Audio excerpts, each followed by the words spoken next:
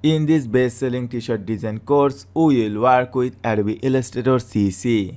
CC means Creative Cloud. Right now, this is the latest Illustrator version. I already have installed Adobe Illustrator CC version on my computer. If you are using earlier version of Illustrator, then it is completely okay, because all of the tools and technique that we are going to teach in this course are same. But if you are completely new in this Adobe Illustrator software, then just simply download free trial, 7 days free trial of Illustrator.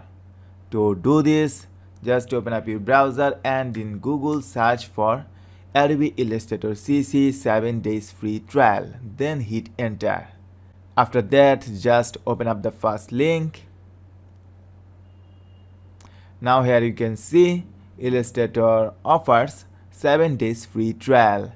Just click on Start Free Trial and download the Adobe Illustrator CC installer version on your computer. And after that, just click on that file and install it.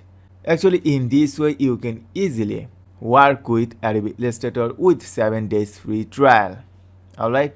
So if you are completely new in this Adobe Illustrator software, then just go ahead and install the Adobe Illustrator 7 days free trial on your computer. From our next lecture, we will start creating our project.